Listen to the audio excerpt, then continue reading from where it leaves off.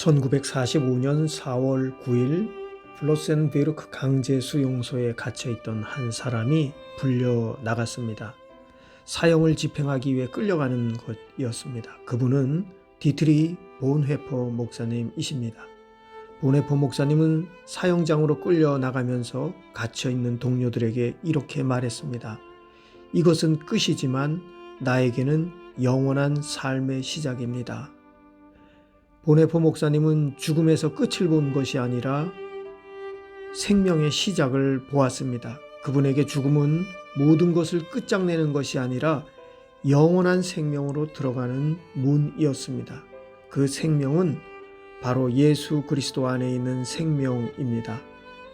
요한복음 11장 25절에서 예수님은 나는 부활이요 생명이라고 하시면서 나를 믿는 자는 죽어도 살고 살아서 나를 믿는 사람은 영원히 죽지 아니할 것이라고 하십니다. 사도 요한은 말하기를 그 아들을 모시고 있는 사람은 생명을 가지고 있다고 합니다.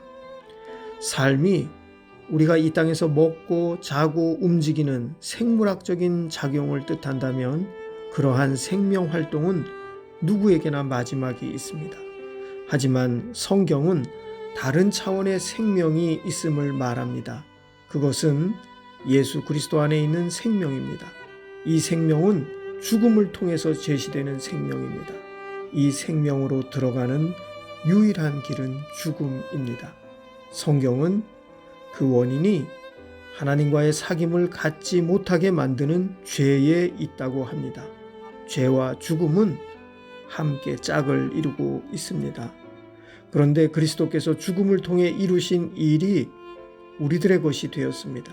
우리는 믿음과 세례를 통해 우리를 위해 죽으시고 부활하신 그리스도와 연합하게 됩니다. 그렇게 그리스도 안에서 그분이 죽음을 통해 이루신 일이 우리의 것이 되었습니다. 여기에서 그리스도인은 죽음을 넘어선 삶을 얻습니다. 부활 신앙입니다.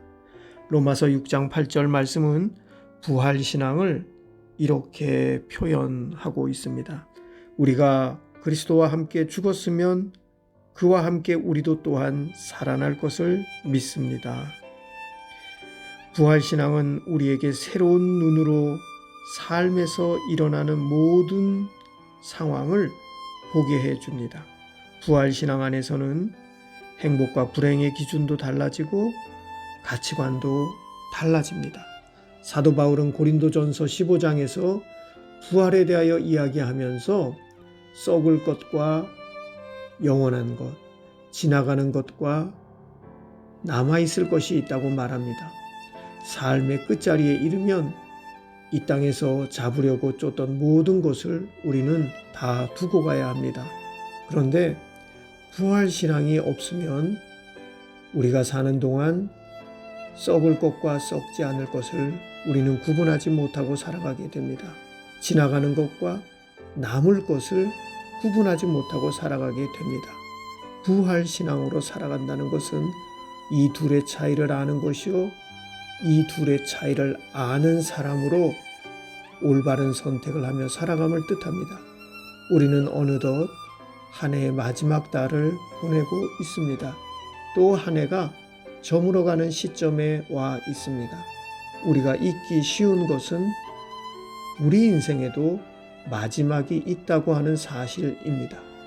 한 사람도 예외 없이 누구에게나 언젠가는 그 시간이 찾아옵니다. 이 땅에서 영원히 살 사람은 아무도 없습니다.